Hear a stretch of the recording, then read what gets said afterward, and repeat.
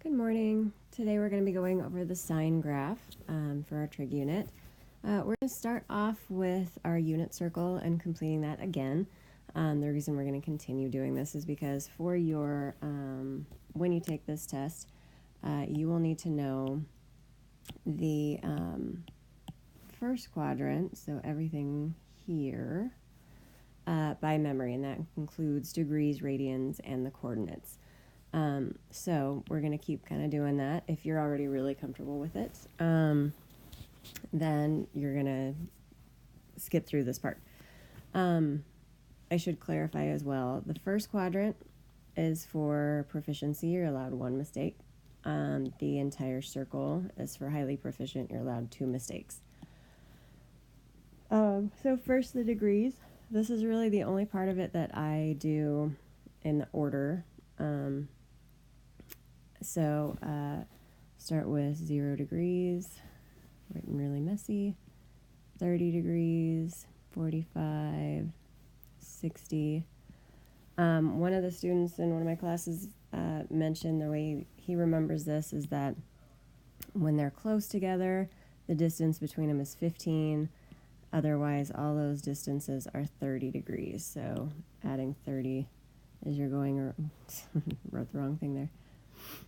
So 90, 120, close together again. So we got 15, 135, 150, 180, 210, 225, not 222, 225, 240, 270, 300, 315, extra 1 there for some reason, and 330, and the full circle of 360. Then the radian measures. I usually start with the 90 degree family. Start with 0, pi over 2, pi, 3 pi over 2.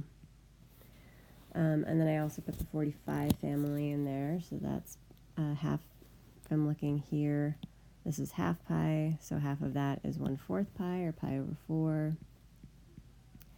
2 pi over 4, 3 pi over 4, 4 pi over 4, 5 pi over 4, 6 pi over 4, and 7 pi over 4. Then the 60 degree family. Sorry, just changing colors. That's pi over 3, because 60 is 1/3 of 180. 2 pi over 3. The 180 would be 3 pi over 3. And then 240 is 4 pi over 3. 5 pi over 3. And that's it. Sorry. Full circle is 2 pi. I forgot to write that one down. And then I have the 30 degree family, and that's pi over 6. 30 degrees, that encompasses both the 60 and 90 degrees. So as I go through 1 pi, I wrote the wrong thing. Sorry about that. Glad I caught that. Pi over 6. Excuse me. I got 1 pi over 6, 2 pi over 6, 3 pi over 6, 4 pi over 6, 5 pi over 6.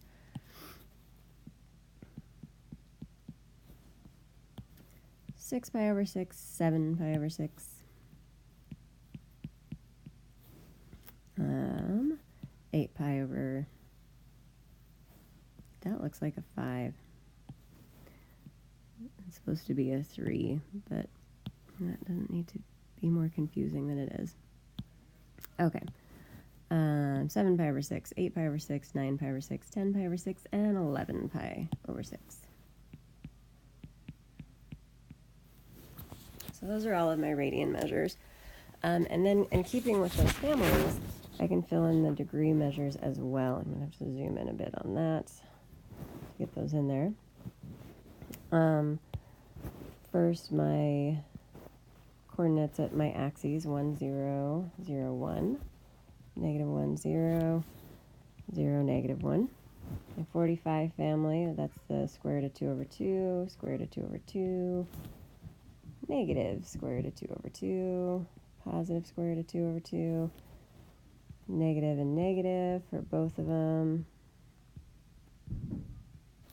and then positive square root of 2 over 2, negative square root of 2 over 2. That's by 45. We'll do the 60. That is 1/2 square root of 3 over 2, negative 1/2 square root of 3 over 2, negative 1/2 negative square root of 3 over 2, 1/2 negative square root of 3 over 2. And then the 30-degree family, square root of 3 over 2, 1/2. The more you understand about these with the triangles and all that, the better off you're going to be in terms of figuring out what these things are by memory. If you try to just memorize it, there's a lot more room for mistake. And this is probably the last video I'm going to do this on because it's getting fairly repetitive. Oops. So there's my completed unit circle, degrees, radians, and coordinates. As I said, for proficiency level, the expectation is you have from 0 to 90 inclusive, degrees, radians, and coordinates. Allowed 1 mistake, full circle. For highly proficient, allowed 2 mistakes. Okay, so this terrible little picture here has to do with the investigation we did in class. There's this ride that is, New Century, this is a long time in the future, starts at ground level, goes 1 kilometer up, and then goes underground 1 kilometer as well. So this is the progression through the Circle of Terror, is what it's called. So what we're figuring out is, as somebody is going around the circle, what is their distance from the ground? So how far up are they? That is called their altitude. So what is their exact distance as they circle around? So these guys would be below the ground, so their altitude would be negative. So we're going to use our unit circle to figure that out. And so as we travel around, if we are pi over 6 distance around the circle, that's our radian measure, then our altitude is 1/2. That's our sine value, which is our y value. So that's going to lead us to our sine graph, because if this is our angle of 30 and this is our radian measure of pi over 6, to get from our origin to this point, we go over rad 3 over 2 and up 1/2. And that distance that we go up, that's our altitude, and that is 1/2. One thing I forgot to mention earlier was that we have our cosine as x and our sine as y. We talked a little bit more about that last time, but the distance we are finding here are those altitudes at all these different spots. Anything over here is going to be negative because we're going down instead of up.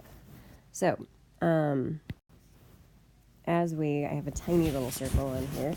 So if we start at 0, we haven't traveled around the circle, we have an altitude of 0. As we go around, I'm going to go ahead and skip to pi over 4. Our altitude is square root of 2 over 2, which happens to be approximately 0.707. So at pi over 4, I'm going to go to 0.7, graph a point. At pi over 2, I have an altitude of 1. At 3 pi over 4, I have an altitude of square root of 2 over 2 again, so approximately 0.7. At pi, so halfway around the circle, I have an altitude of 0. At 5 pi over 4, I have an altitude. That was not a very straight line. Those two would have lined up.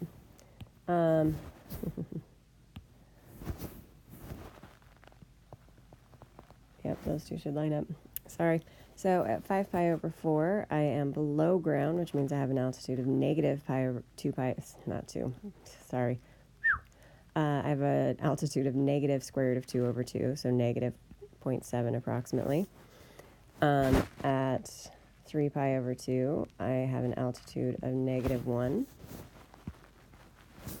And 7 pi over 4, I have an altitude of negative square root of 2 over 2.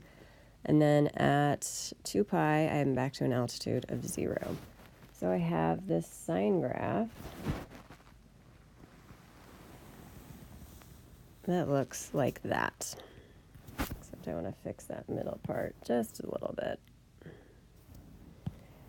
And the important parts of that sine graph are our start, our maximum, where it hits that midline again, our minimum, and where it ends.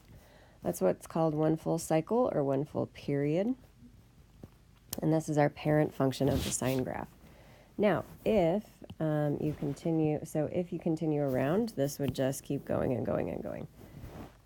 If you went the other direction, so went negative pi over 4, or pi over 2, so you went down here, then we would be going backwards this direction. And what that would look like at negative pi over 4, we'd be at 0.7.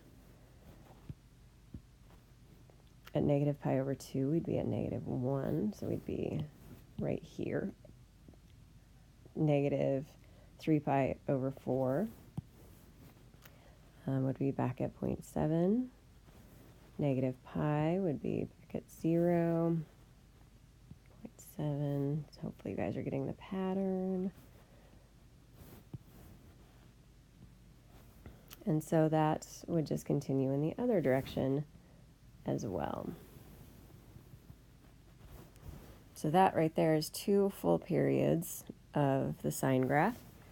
When you are graphing it, the important thing to know is these 5 points that are in blue, or bluish purplish. Start at your midline, up to your maximum, back to your midline, down to your minimum, and back to your midline. And that's the sine graph. I'm going to try to show you something on the next one. And I don't know if it works while I'm recording. We shall see. Oh, I think it might work. Okay, so this has the sine wave right next to the unit circle. And as we go over, you can see in red that distance is increasing, that altitude is increasing, and that's being mirrored on the sine graph right next to it. So you can see that back down to 0. As we continue over, we have that negative altitude, so it's dipping below 0, and then full circle back to 0.